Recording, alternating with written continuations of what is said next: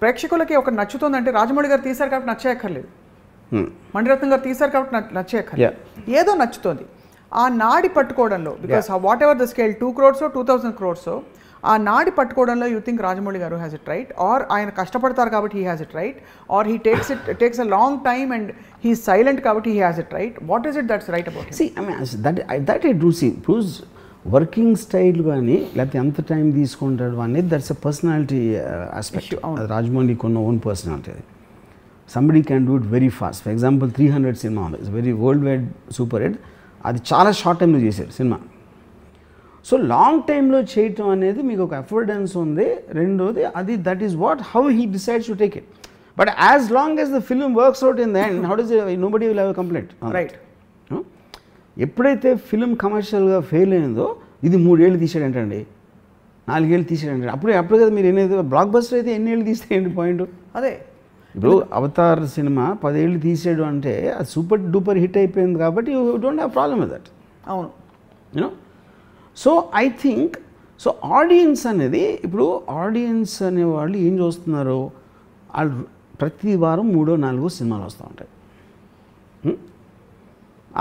ఏదో కొన్ని పెద్ద హీరోలు వస్తాయి, మధ్య హీరోలు వస్తాయి, ఏదో వస్తూ ఉంటాయి, ఎక్స్పెరిమెంటల్ సినిమాలు వస్తూ ఉంటాయి.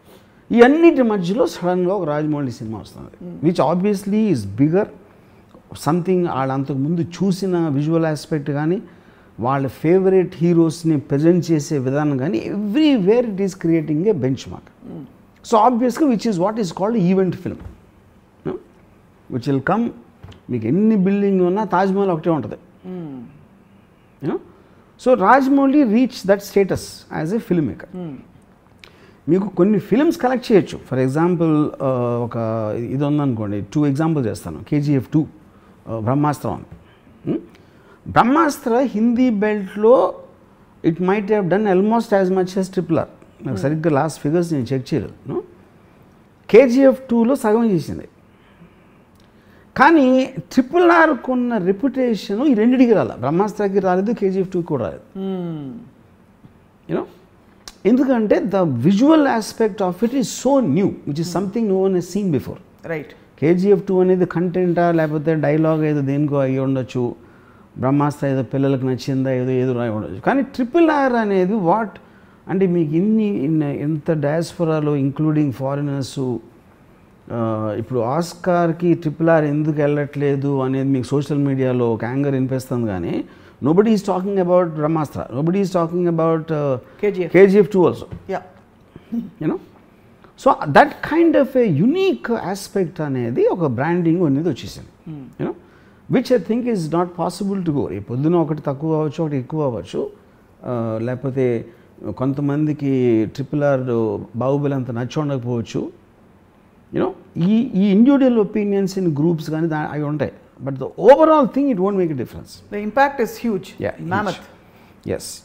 So, I mean, obviously, coming back to Rajamouli garu and his approach, I just wonder, and as a media observer, ఏమవుతుందంటే ఇప్పుడు ఇంత పెద్ద భారీగా తీసిన తర్వాత నెక్స్ట్ ఏం ఆలోచిస్తారు?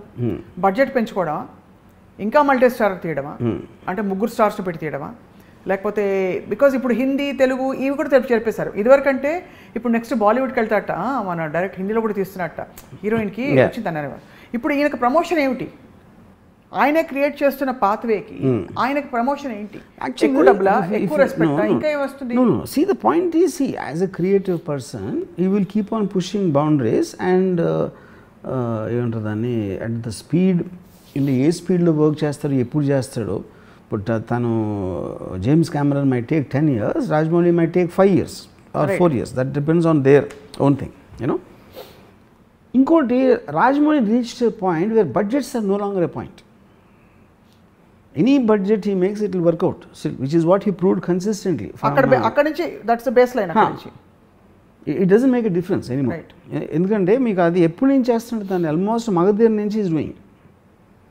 మగధీర రామ్ చరణ్తో తీసి మర్యాద రామన్ లాంటి సినిమా కూడా బ్లాక్ బస్టర్ అయ్యి, దెన్ ఆఫ్ కోర్స్ ఈగ.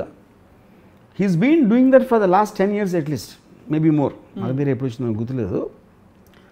So I think for him today, if he really wants to do a film, he can do a 2000 crore film. 2000 crore అవసరమా లేదా అనేది వేరే పాయింట్. బికాజ్ మీకు ఎంత బడ్జెట్ ఎక్కువైతే అది మీకు రిటర్న్లో తగ్గుతూ ఉంటుంది. So finally you spend what you think is required for the film. Because but if he wants to make a 2000 crore costing film, he can easily do it. Yeah.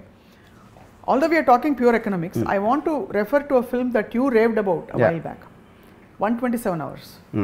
You remember that film? అసలు star లేదు, cost లేదు, ఒక్కడు ఒక దీనిలో ఇరుక్కుపోయి వాడి చెయ్యి వాడిది ఆ సినిమాని అద్భుతంగా చూసాం, అబ్బురపరిచినట్టు. I don't know what it collected, sir, but I want to ask you, how do you compare a story like that which has very few characters, nothing actually, and a massive project like S.S. Rajamouli project? Okay, better example is Kashmiri Files for me. Okay. మన దగ్గర మన ఇండియాలో same అదే టైంలో release అయింది. Right. 1 week తేడాలో వచ్చినట్టు ఉంది RRRకి కాశ్మీర్ ఫైల్స్కి. సో కాశ్మీరీ ఫైల్స్ యాక్చువల్లీ రాధేశ్యామ్తో వచ్చింది, I remember 2-3 weeks.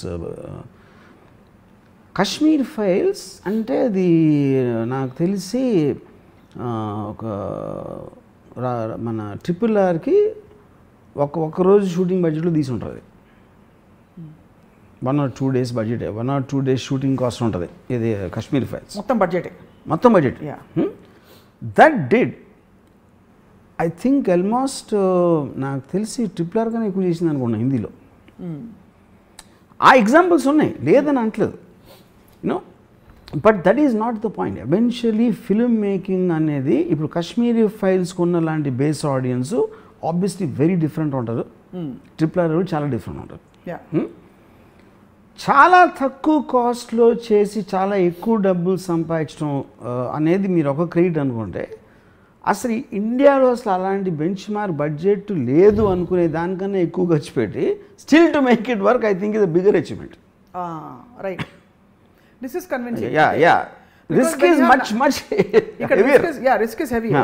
Ikkada there is nothing, no benchmark. Yeah, absolutely. Adi evastha prasadam.